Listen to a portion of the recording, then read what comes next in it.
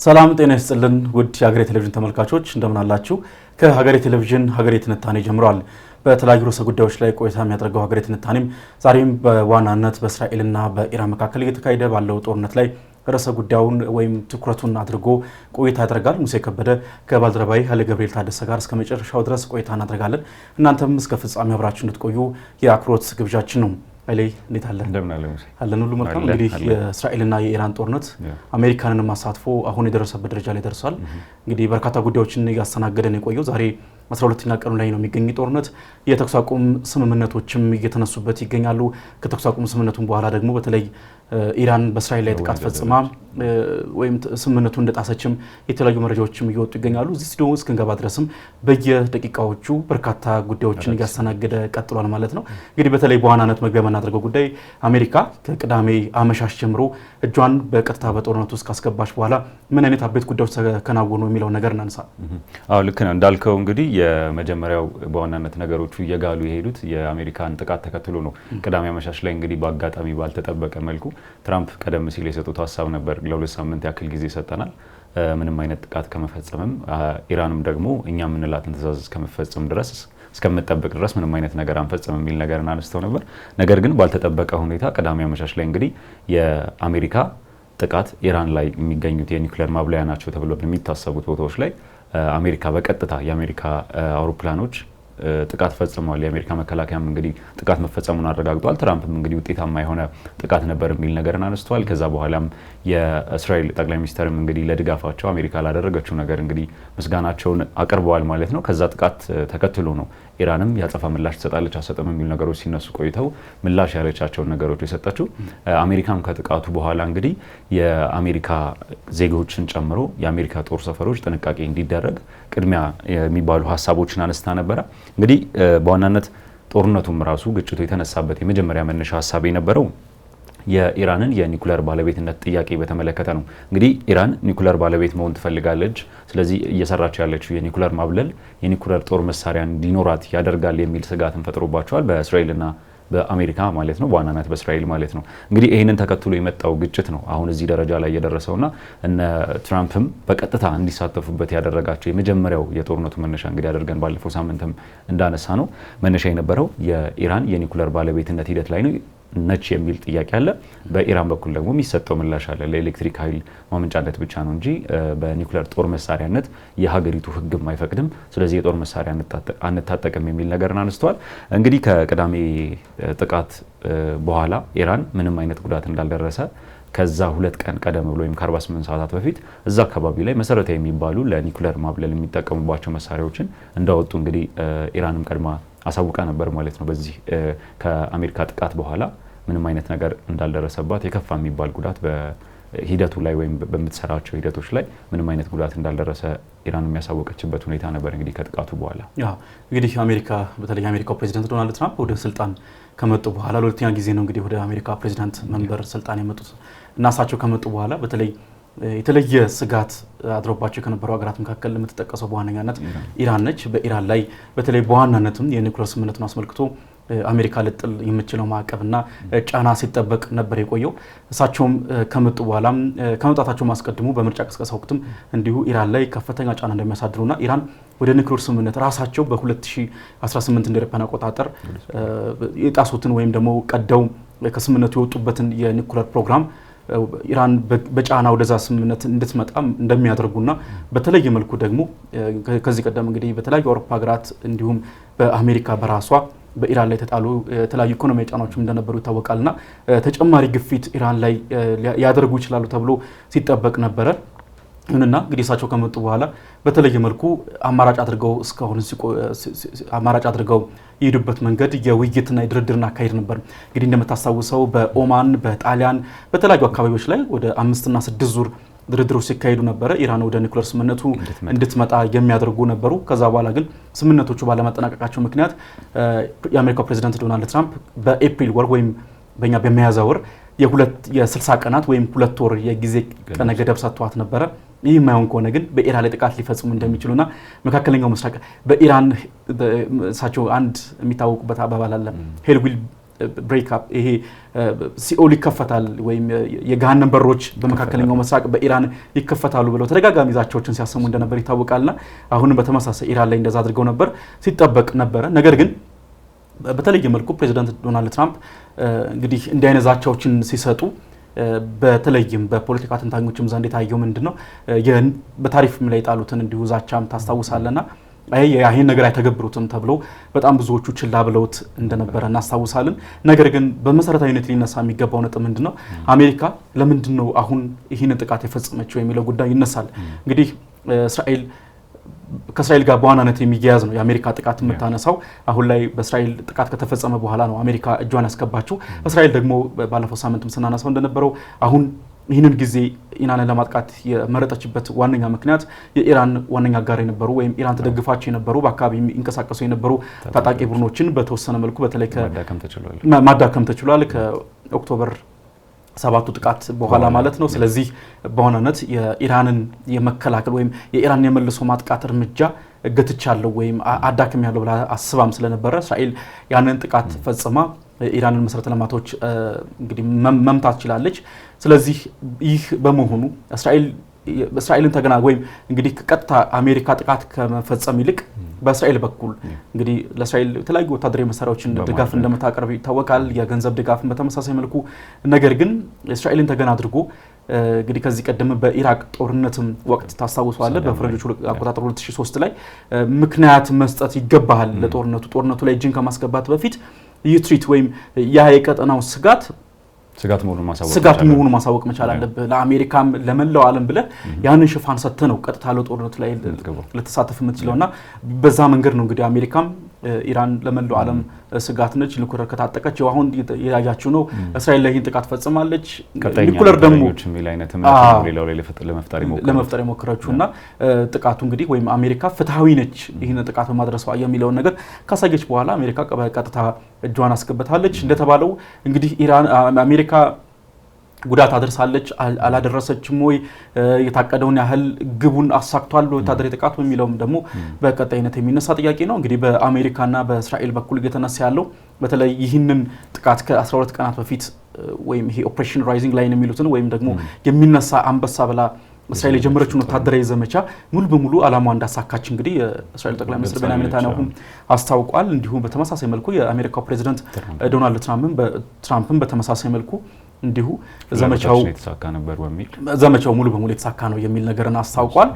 ነገር ግን እየወጡ ያሉ መረጃዎች የሚያሳዩት ቅድም አንተም ጠቅሰው እንደነበረው በተለይ በዋናነት እንግዲህ ኢራን ከመሬት በታች በከፍተኛ ርቀት የገነባችው የፎርዶ የኒኩለር ማብለያ ጣቢያ በዋናነት የአሜሪካም የጥቃት ኢላማ የነበረው እናም ያንን የኒኩለር ማብለያ ጣቢያ ለመምታትም አሜሪካ ብቻ የጦር መሳሪያ እንዳላት ይታወቃል።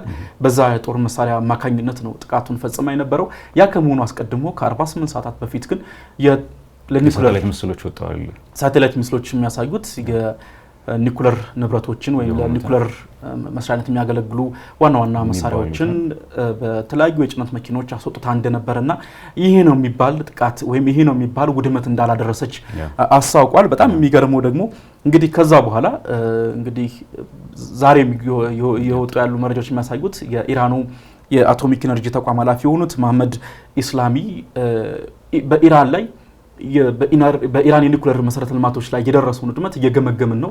በቀጣይም ደግሞ ኢሚዲየትሊ ወይም በአፋጣኝ እንዲያንሰራራ ለማድረግም ጥረቶች ጀምሯል ብሎ ከወዲሁ አስታውቋል። እንግዲህ ካሁኑ ኢራን እንግዲህ የኒኩለር ማበልጸግ ስራዋን አጠናክራ እንደምትቀጥልም በተለያዩ ሹማምንቶቿ በኩል እየገለጸች ትገኛለች እና ያን ያህል ይሄ ነው የሚባል ወይም በአሜሪካና በእስራኤል በኩል በሚገለጸው ደረጃ አይደለም በኒኩለር ማበልጸጊያ ተቋማቶች ላይ ጉዳት የደረሰው የሚል ነገር ያሳወቀች ትገኛለች። ይሁንና በጣም በዚህ ጥቃት በነዚህ 12 ቀናት ጦርነት በከፍተኛ ደረጃ ኢራን ላይ ጉዳት እንደደረሰም የተለያዩ በግልጽ የሚታይ ነው። ያ ጉዳት እንግዲህ ምናልባት በቀጥታ የኒኩለር ፕሮግራሞቿን የሚያስተባብሩ ላይሆን ይችላል። ነገር ግን በተለይ ከዓላማው አንፃር በተለይ ከፍተኛ ሆኑ እንግዲህ በጣም ብዙ ልምድ ያካበቱ ባለፈውም ሳምንት ማነስተናል ይሄን ጉዳይ በተለይ በኢራን ታሪክ ውስጥ ከፍተኛ ቦታ የሚሰጠውን የ1980 እስከ 1988 ፈረንጆች አቆጣጠር የተደረገውን እጅግ ደም አፋሳሽ እንደሆነ የሚነገርለትን የኢራንና በኢራቅ መካከል የነበረውን ጦርነት ላይ ተሳትፎ የነበራቸው ከዛ ጊዜ ጀምሮ ስመጥር የሆኑ ከፍተኛ የሆነ የጦርነትና ልምድ ያላቸውን የጦር ጀነራሎችን በዚህ ግጭት ውስጥ ኢራን አጣለች። ከዛ ባለፈ ደግሞ እንዲሁ ሳይንቲስቶችንም በጣም ጉምቱ የሚባሉ ከፍተኛ ልምድ ያላቸውን የኒውክሌር ሳይንቲስቶችንም በተመሳሳይ መልኩ ኢራን አጣለች። ይህ እንግዲህ በቀጣይ የሚኖረው የራሱ የሆነ ተጽዕኖ ይኖራል። ግን አሁንም ኢራን በጣም በሚገርም ሁኔታ እነዚህ ሹማምንቶቿን ከስር እየተካች የሾመች ነው። በጣም በሚገርም ሁኔታ እንግዲህ ኢራን ጦር ኃይሎች ኢታማዦር ሹም የነበሩት መሐመድ ባጌሪን እንግዲህ ተክተው አብዱራሂም ሞሳቪ የተባሉ ጀነራል ሾማለች። እንግዲህ እሳቸውም በዛሬው ዕለትም እንዲሁ በተለይ ከተኩስ አቁሙ ስምምነት በኋላ ኢራን ጥቃት ፈጽማ ነበረ የእስራኤልን ወንጀላ አጣጥለዋለች። ይህም እንግዲህ ዛሬም የሰሞነኛ ቤት የተነሳ ርዕሰ ጉዳይ ነበር። እንዳልከው ነው እንግዲህ የትራምፕን በመጀመሪያ ደረጃ የትራምፕን መነሻ ወደ ኋላ ተመልሰን ስናየው የትራምፕ የመጀመሪያ የስልጣን ዘመኑ ጀምሮ ነው እንግዲህ ኢራንን በስጋትነት ሲመለከት የነበረው። አሜሪካን ጨምሮ ሌሎች የአውሮፓ ሀገራት ከኢራን ጋር በጋራ የተስማሙት ስምምነት ነበር። እንግዲህ የኢራንን የኒኩሌር ማብላያ ስምምነትን በተመለከተ በመጠኖቹ በዚህን ያክል ደረጃ ማድረግ ትችላለች፣ ሌሎች ስምምነቶች ነበሩ። እንግዲህ ትራምፕ በመጀመሪያ የስልጣን ዘመናቸው ወደ ስልጣን ሲመጡ ነው ከዛ ስምምነት አሜሪካ ራሷን አግለላለች። ያ ስምምነት ኢራንን የበለጠ የጠቀመ ነበር፣ ለኢራን የተሻለ እድልን የሰጠ ነው፣ ስለዚህ አንቀበለውም የሚል ምልክትን ሰጥተዋል። እንግዲህ አሁን ከገቡበት የቀሩት አንተን የቀድሞ ፕሬዚደንት ባራክ ኦባማን በማጣጣል እንግዲህ ፕሬዚዳንት ዶናልድ ትራምፕ ያደረጉት ከዚህ ቀደም የነበረውን አስተዳደር በማጣጣል ይታወቃል እና ፕሬዚዳንት ባራክ ኦባማ የወሰኑት ውሳኔ በ2015 በፈረንጆች አቆጣጠር የደረሱት ስምምነት ከአሜሪካ ይልቅ ኢራንን የበለጠ ተጠቃሚ የሚያደርግ ነው የሚልን ሀሳብ አንስተው ነው እንደውም ስምምነት ያጣጣሉት። ማጣጣል ላይ እንደውም ካልን ላይ ቀር ከግሩፕ 7 አባል ሀገራት ሩሲያ ለመውጣቷ ራሱ ተጠያቂ አድርገው ነበር የቀድሞ አሜሪካን ፕሬዚዳንትና የካናዳውን ጀስቲን ትሩዶ ተጠያቂ ነበሩ ለመውጣቷ ሩሲያ ምክንያት ብለዋል። ነገር ግን ያኔ ትሩዶ ራሱ ፕሬዚዳንት አልነበሩም ሩሲያ ስትወጣ ማለት ነው። ነገር ግን ማጣጣል ልምድ አላቸው ከሚለው አንጻር ነው ትራምፕ አሁንም በዚህ ስምምነት ለመውጣታቸው በዚህ ስምምነት ለመግባታቸው በመጀመሪያውኑ የኒኩሌር ስምምነቱ ለመግባታቸው እንደ ምክንያት ኢራንን ጠቅመዋል በሚል ምክንያት ነበር እንግዲህ በመጀመሪያ የስልጣን ዘመናቸው ከዛ ስምምነት አሜሪካ ራሷን እንደምታገል ያሳወቁት። እንግዲህ ይሄ አሁን ለገቡበት ግጭት እንደ ማሳያ ነበር። ኢራን እንደ ስጋት እንደሚመለከቷት ፕሬዚዳንት ትራምፕ እንደ ስጋት እንደሚመለከቷት የሚያሳይ ምልክት ነበር ያኔ በመጀመሪያ የስልጣን ዘመናቸው። አሁን ደግሞ እንዳልከው ቅድም ወደ ግጭቶች ቀጥታ ለመግባት ምክንያትን ስለሚፈልጉ በተለያየ ምክንያት በእስራኤል በኩል አድርገው እስራኤል ስጋት ናት በሚል በነሁቲ ምክንያቶች አድርገው ኢራን እነዛን ትደግፋለች በሚሉ በተለያዩ ምክንያቶች እንግዲህ አሳማኝ የሆነ ምክንያትን ካገኙ በኋላ ነው ስጋት እንደሆነች ለሌላው ዓለም ካሳወቁ በኋላ ነው በተደጋጋሚ ከዛም ደግሞ እንደ ማሳያነት ደግሞ እንግዲህ ድርድሮቹን አካሂደናል፣ የተለያዩ ሙከራዎችን አድርገናል፣ ነገር ግን ኢራን በሰላማዊ መንገድ ለመስማማት አልቻለችም የሚል አሁንም መከራከሪያ ምክንያትን አምጥተው ነው እንግዲህ ወደ ቀጥታ ጦርነቱ ላይ ተሳታፊ የሆኑት። እንግዲህ ስለ ድርድሩ ካነሳን ላይቀር ኢራንና አሜሪካ በዊትኮፍ አማካኝነት በአሜሪካ ልዑክ ዊትኮፍ አማካኝነት ተደጋጋሚ ድርድሮች ሙከራዎች ተደርገዋል። እንግዲህ ለ5 ዙር ያክል በኦማን በዋናነት ኦማን አደራዳሪነት በኦማንና በግሪክ በተለያዩ ጊዜያት ያክል ለ5 ጊዜ ያክል ተካሂዷል። 6ኛው ድርድር ሊካሄድ የነበረው እንግዲህ ሐሙስ ዕለት የመጀመሪያው የእስራኤል ጥቃት ከተካሄደ በኋላ ቀጥሎ ባለው እሁድ ነበረ።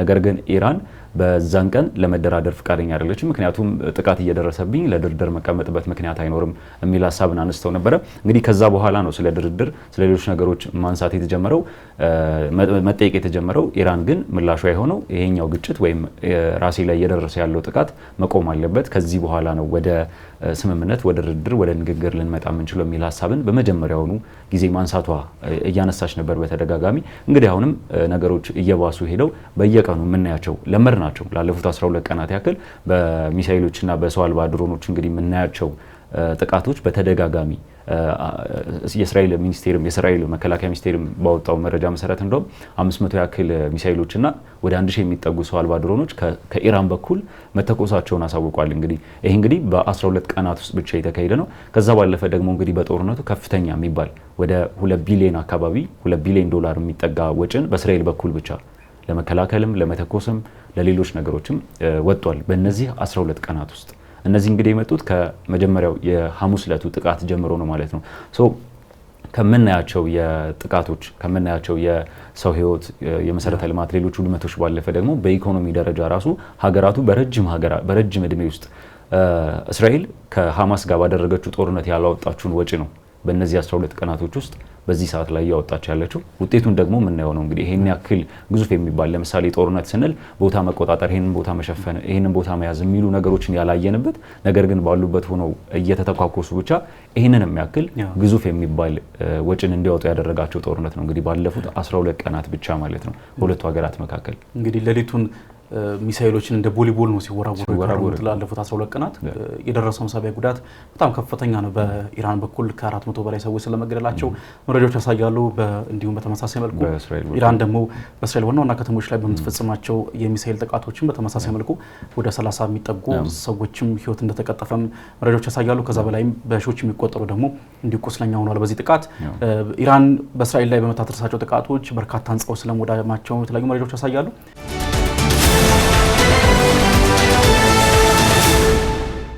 እንግዲህ ትላንትና መሻሹንም በተለይ አሜሪካ ኢራን ላይ ጥቃት ከፈጸመች በኋላ በአጸፋ እርምጃ ወስዳለች። ኢራን የእስራኤልን እንኳን ለመመልከት ያህል ትላንትና መሻሹም ሌሊቱም እንዲሁ ጥቃት ፈጽማ ወደ 5 የሚደርሱ ሰዎችን ህይወታቸውን አጥተዋል። ቤርሳቤ አካባቢ ነው ሚሳኤሎቹ እንደደረሱት 22 ሰዎች ደግሞ ገደማ እንደቆሰሉ መረጃዎች ያሳያሉ።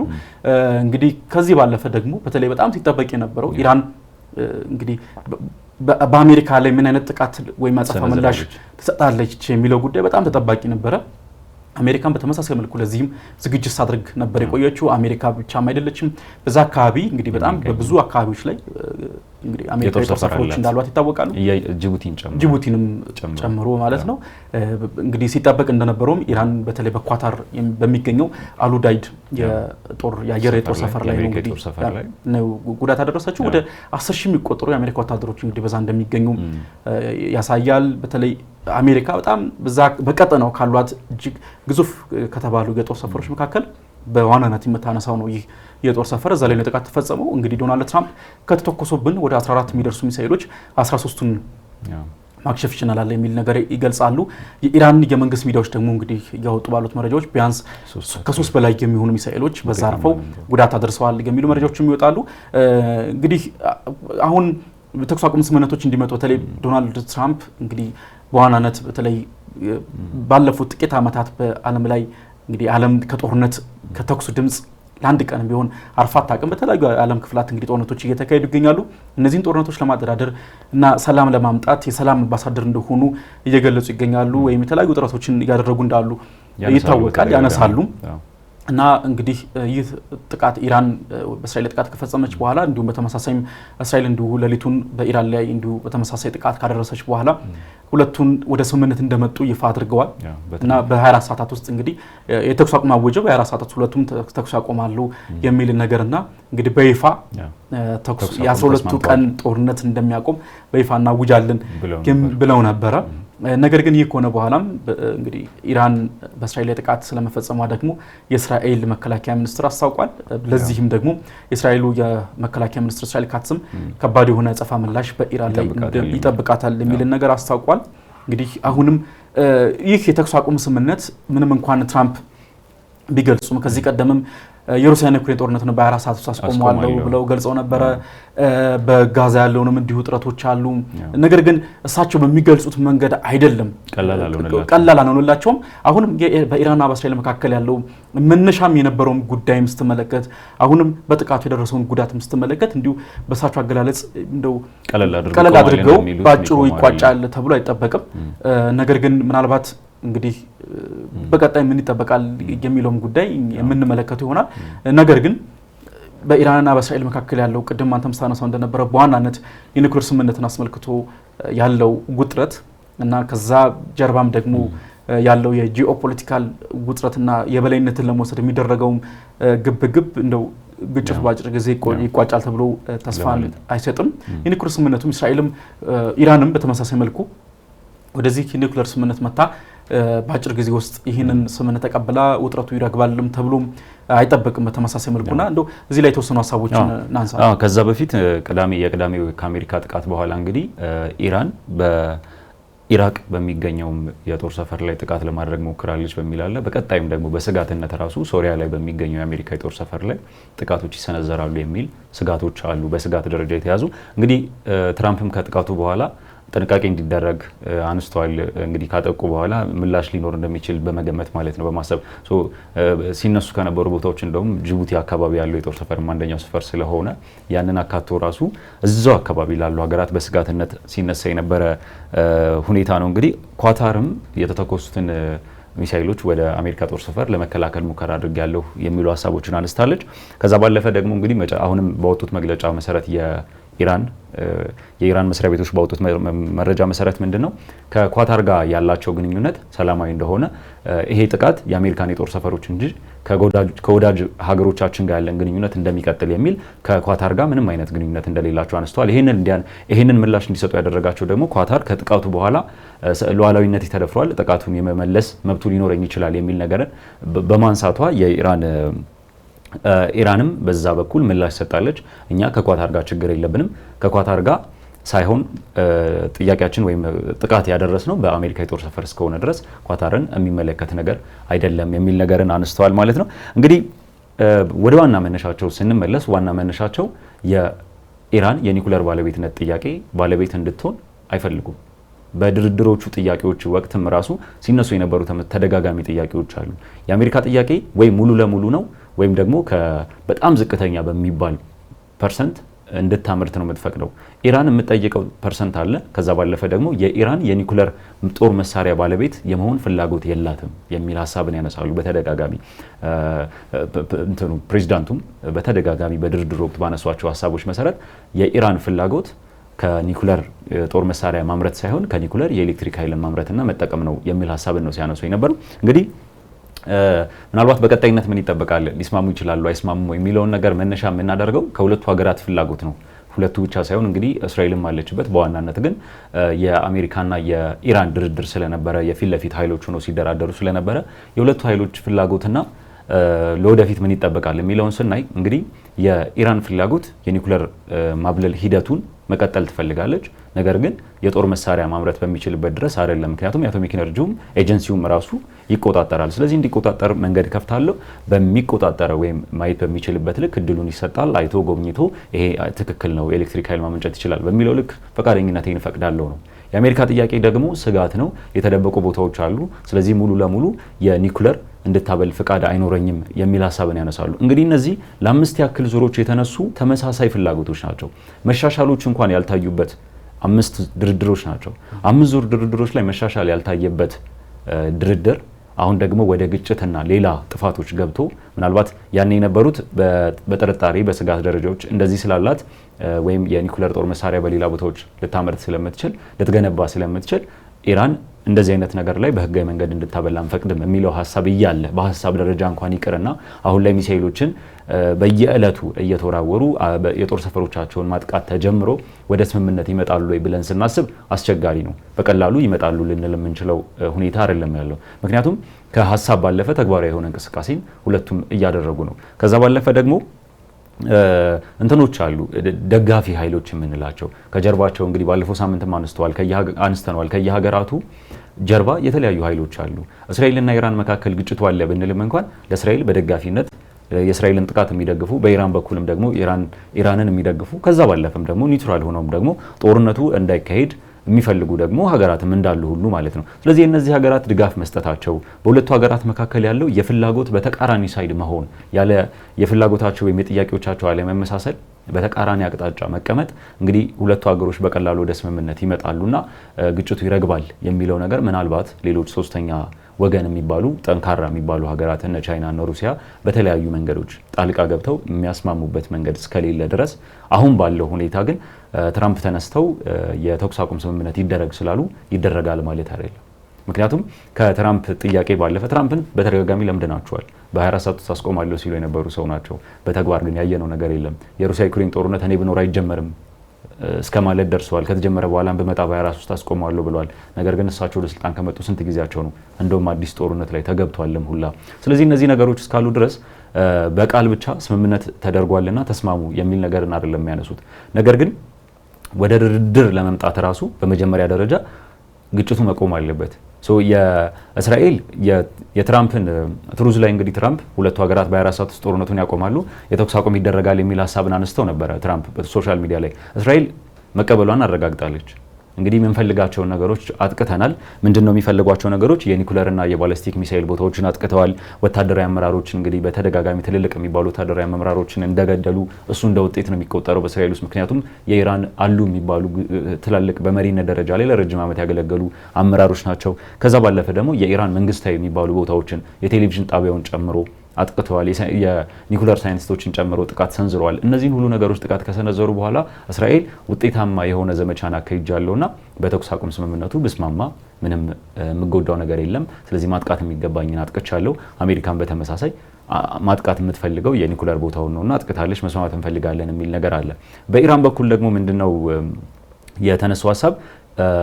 ኢራን የውጭ ጉዳይ ሚኒስቴሯ በኩል ባወጣችው እንትን ኢራን ልትስማማ የምትችለው አሁን ያሉት ግጭቶች፣ አሁን ያሉት ተኳኩሶችና ኢሌጋል የሆኑት ጥቃቶች ሲቆሙ ብቻ ወደ ድርድር ልትመጣ እንደምትችል ሀሳቧን ሰጣለች። ስለዚህ እንዳጠቃላይ አሁን በቀጣይነት የሚኖሩት ድርድርና የመስማማት ሂደቶች አሁን ያለው ግጭት፣ አሁን ያሉት አክቲቭ የሚባሉት መወራወሮች ከቆሙ በኋላ ምናልባትም ወደ ንግግር ሊመጡና ሶስተኛ ወገን በአደራዳሪነትም ሊሆን ይችላል፣ በተባበሩት መንግስታት በኩልም ሊሆን ይችላል፣ በሀገራት በኩልም ሊሆን ይችላል ወደ መስማማትና ወደ ንግግር መጥተው ምናልባት ሌላ ውጤት ልንጠብቅ እንችላለን። አሁን ባለው አክቲቭ ሁኔታ ውስጥ ግን ይስማማሉና በቀላሉ ጦርነት አቁም ስለተባለ አንድ ሰው ወይም አንድ መንግስት ወይም አንድ ሀገር ሊያቆም ይችላል ማለት ያስቸግራል። እኔ በዚሁ ሀሳብ ነው መስማማው። እንግዲህ ቁልፉ ጥያቄ እውን ይህ የተኩስ አቁም ስምምነት ዘላቂ ሆኖ ይተገበራል ወይ የሚለውን ስጋት በስጋትነት እንድትመለከት የሚያደርግ ዋነኛ ጉዳይ አለ። ኢራን ኒኩለርን እንደ የህልውና ጉዳይ አድርጋ ነው የምትመለከተው። ስለዚህ ኒኩለርን መታጠቅ በቀጣይ በሚኖራት ይህ የሶቨሬኒቲ ስቴት ሆና ወይም ሉዓላዊ ሀገር ሆና ያለመቀጠልን ጉዳይ የሚወሰነው የኒኩለር ባለቤትነትን አድርጋ ነው የምትቆጥረው። ያ በምኑ ምክንያትም በቀላሉ ወደዚህ ኒኩለር ስምምነት መታ የኒኩለር ፕሮግራሞቿን ትገታለች ተብሎ አይጠበቅም። ከዛ ውጭ ደግሞ የምታነሳው ጉዳይ በተለይ አሁን በዚህ ስምምነት ውስጥ አደራዳሪ ሆኖ የምትመለከታቸው ሀገራት አሜሪካና ኳታር ናቸው። ቅድም ስናነሳ እንደነበረው ኳታር ምንም እንኳን በተለይ በመካከለኛው ምስራቅ ባሉ ውጥረቶች ላይ እንግዲህ በጣም በቆዳ ስፋት የሚጤጥዬ ትንሽ ሀገር ነች። ይሁንና ግን በተለይ በዓለም የዲፕሎማሲና የፖለቲካ መድረክ ውስጥ ትልቅ ሚና ከቅርብ ጊዜያት ወዲህ እየተጫወተች የመጣች ሀገር ሆና ትገኛለች። ይሁንና በርካታ የአሜሪካ የጦር ሰፈሮች በኳታር ይገኛሉ። በርካታ ወታደሮችም በኳታር አሉ። ከዛ ውጭ ደግሞ ከሷ ጎን ደግሞ ሆና ድርድሩን እየመራች ያካሄደች የምትገኘው ደግሞ አሜሪካ ነች። ነገር ግን አሜሪካ አደራዳሪ አይደለችም። አሁን በኢራንም በኩል የሚነሳው ከዚህ ቀደም አሜሪካ በአደራዳሪ ሆና በገባችባቸው የጦርነት ጉዳዮች ውስጥ አሜሪካ የራሷ ሆነ ፍላጎት አላት፣ ከአደራዳሪነት የዘለለ ሚና አላት በሚል በተለይም በዛኛው ወገን ትወቀሳለች። ወይም ደግሞ ስምምነቶቹ በዘላቂነት ላለመተግበራቸው እንደ ምክንያትነት የሚጠቀሰው ያ ነው። እንግዲህ አሁንም አሜሪካ እንግዲህ አደራዳሪ ሆና ነው የመጣች ያለችው። ነገር ግን ጥቃትን ፈጽማለች። ጥቃት መፈጸም ብቻም አይደለም ኢራን የኒኩለር ባለቤት እንዳትሆን የሚል ቁርጥ የሆነ አቋም አላት በግልጽ። ይህ ደግሞ ከእስራኤል ጋር በትይዩ የምትመለከተው ነው፣ የእስራኤልም ፍላጎት ነው። ያ በመሆኑ ምክንያት የአሜሪካንን የድርድር ሀሳብ በቀላሉ ትቀበላለች ተብሎ አይታሰብም። ነገር ግን ምናልባት ቅድም ስታነሳው እንደነበረው በተለይ አሜሪካ ይህን ጥቃት ከፈጸመች በኋላ የኢራኑ የውጭ ጉዳይ ሚኒስትር አባስ አራግቺ ወደ ሩሲያ ሞስኮ አቅንተው ከሩሲያ ፕሬዝዳንት ቭላዲሚር ፑቲን ጋር ተገናኝተው መክረው ነበረ።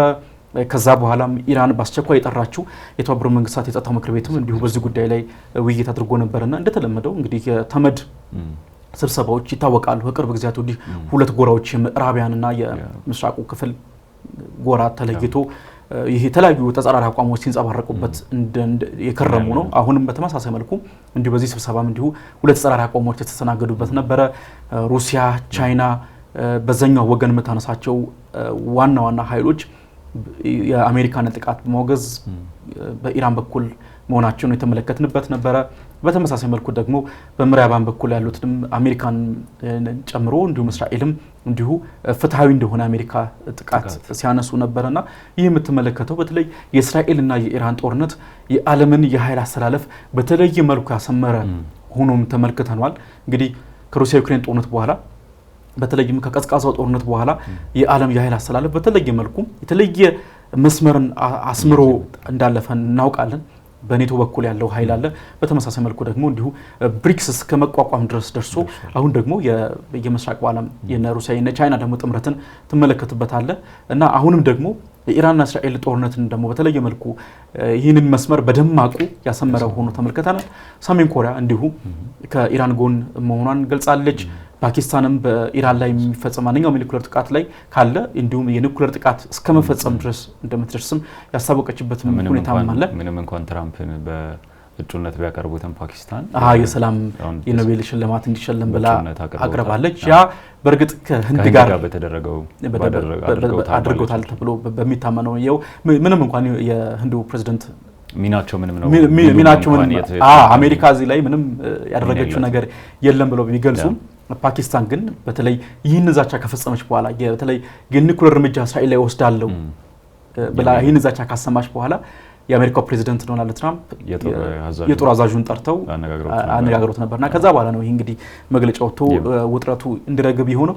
ነገር ግን ይህንን ግልጽ የሆነ መስመር ትመለከትበታለህና ምናልባት አሁንም በሁለቱም በኩል የቀረቡ ያሉ ጠንካራ ቅድመ ሁኔታዎች የሚያሳዩን ይህ ስምምነት ዘላቂ ሆኖ እንደማይቀጥል ነው። ምናልባት እንግዲህ እዚህ ስቱዲዮ ስንገባ ድረስ ነው እንግዲህ እነዚህ መረጃዎች ያሉት። ከዚህ በኋላ በተለይ የእስራኤል ጥቃት እንግዲህ ኢራን ከስምምነቱ በኋላ እስራኤል ላይ ጥቃት እንደፈጸመች ገልጻለች። የእስራኤል መከላከያ ሹማምንቶችም እየገለጹ ያሉት ከባድ የሆነ ዛቻ እያስተላለፉ ነው። በኢራን ላይ ከባድ ያጸፋ እርምጃ እንወስዳለን ብለው ዝተዋል። የእስራኤል ጥቃት ምን ይሆናል የሚለው ይጠበቃል። በተመሳሳይ መልኩ ከዛ በኋላም እንግዲህ ኢራንም እንዲሁ አርፋ የምትቀመጥ አይሆንም። በተመሳሳይ አሁንም እንግዲህ እንደ ሚሳኤሎቻቸውን የመወራወር ሂደትም ይቀጥላል ተብሎ ይጠበቃል። ያ ደግሞ ከሆነ እንግዲህ ቅድም ስናነሳ የነበረው የኃይል አስተላለፍ አሁንም ጎልቶ የሚወጣበትና ምናልባትም እንግዲህ እስከ ሶስተኛው ዓለም ጦርነት ሊቀሰቀስ የሚችልበት እድል ሰፊ ስለመሆኑ በጣም ብዙ ማሳያዎች አሉ። በተለይ በኔቶና በሩሲያ አጋር ቡድኖች መካከል ያለው ውጥረት ይታወቃል። በሩሲያ እና ዩክሬን ጦርነት ከዚህ ቀደም በተለያዩ ቪዲዮዎቻችን የትንታኔ ዝግጅቶቻችን ሽፋን ስንሰጥ የነበረ ጉዳይ ነው። በዛም የነበረው ጫፍ የደረሰ ውጥረት አለ።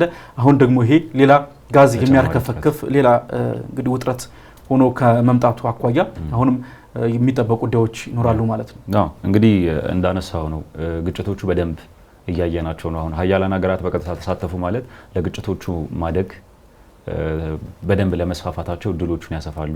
ትንሽ ሀገሮች መካከል ያለ ግጭትና በትልቆች መካከል ያለው ግጭት ዓለም አቀፍ የመሆን እድሉ በትልቆቹ መካከል በሚደረግበት ጊዜ ነው። እንግዲህ ኢኮኖሚካሊም በመሳሪያ ደረጃም ግዙፍ የሚባሉ ሀገራት ናቸው። እነዚህ አንድ የሚያደርገዋት መተኳኮስ የመስፋት እድሉ ወይም ዓለም አቀፍ የመሆን እድሉና እንዲሁም የወርልድ ዋር ሶስተኛው የሚል እድልን ሁሉ የማስፋት እድላቸው አላቸው። እንደ ሌሎች ሀገራት ግጭት ነው ወይም ጦርነት ነው እርስ በርስ የተካሄደ ነው ብለን ዝም የምንለው አይነት ጦርነት አይደለም። እንግዲህ ዶናልድ ትራምፕ ካነሱት የድርድር ተደራድረዋል፣ ተስማምተዋል። ጊዜያዊ ተኩስ አቁም ሊያደርጉ ነው ከሚለው ስምምነት በኋላ እንግዲህ ሁለት ሀሳቦች ናቸው የተነሱት። እስራኤል ኢራን ከስምምነቱ በኋላ ጥቃት አጥቅታለች የሚልና እንግዲህ በጥቃቱም 5 ሰዎች ተገድለዋል፣ 22 ሰዎች ቆስሏል ያልነው ሀሳብ ማለት ነው። በኢራን በኩል ደግሞ የስምምነቱ ከተባለ በኋላ አይደለም ከዛ በፊት የተደረገውን ስም ማጥፋት ነውና አልተቀበሉትም። በኢራን በኩል ያለው እንግዲህ የጥቃት ተሰንዝሯል ከስምምነቱ በኋላ ወይም ትራምፕ ድርድር ሊያደርጉ ነው የሚለውን ሀሳብ ካነሱ በኋላ እንግዲህ ምንም አይነት ነገር እንደሌለ ነው በኢራን በኩል እየተነሳ ያለው። ነገር ግን እንዳልከው የእስራኤል ሚኒስቴሮች እስራኤል ካትዝን ጨምሮ የፋይናንስ ሚኒስቴሩ ስሞትሪችም እንደዚሁ ዛቻ የሚመስሉ ነገሮችን በቀጣይ ኢራን ከፍተኛ የሆነ ጥቃት ይደርስባታል የሚሉ ነገሮችን አነስተዋል። ነገር ግን እነዚህ ነገሮች ባለፉት 12 ቀናት ያየነው ነው። ሁለቱም ሀገራት ይዛዛታሉ። በቀጣይ ተመሳሳይ የሚሳኤል ተኩሶቹን እናያለን በተመሳሳይ ምሽት ማለት ነው። እንግዲህ እንደዚህ እያለ ነው የቀጠለው። ምናልባት በቀጣይነት እንግዲህ ምን ይመጣል? ምናልባት የእስራኤል መከላከያ ሚኒስቴሩንም ጨምሮ አይዲኤፍም መግለጫ ወጥቷል። ቀጣይ የእስራኤል መከላከያ ሚኒስቴሩ እስራኤል ካትዝንም ጨምሮ ያወጧቸው መግለጫዎች አሉ። እስራኤል ለኢራን ምላሽ እንደምትሰጥ ማስጠንቀቂያ ሳይሆን በግዙፉ ማስጠንቀቂያ የሆኑ ነገሮችን አውጥተዋል። አሜሪካም እስካሁን ድረስ በሁለቱም ኃይሎች መካከል እንግዲህ ትራምፕ ተኩስ እንዲያቆሙ ተስማምተዋል። የጊዜያዊ ተኩስ አቁም ስምምነት ምናልባት እንግዲህ እዚህ ጋር የምናሰምረው ጊዜያዊ የሚለው ነገር ነው። ከጊዜያዊ በኋላ እስከ መቼ ነው? ጊዜያዊ የተባለውስ ቢተገበር ኖሮ ምን ያክል ጊዜ ነው? በቀጣይነት ጦርነቱ ከጊዜያዊ ተኩስ አቁም በኋላ ይቀጥላሉ የሚሉ ነገሮችን እርግጠኛ የሆኑ ነገሮች መረጃዎች ባይወጡም እንኳን ትራምፕ ያንን ካወጡ በኋላ ሁለቱም ሀገራት አሁን መዛዛት ጀምረዋል። በስፔሻሊ በእስራኤል በኩል ማለት ነው። በኢራን በኩል አላደረግንም የሚል ነገር አለ።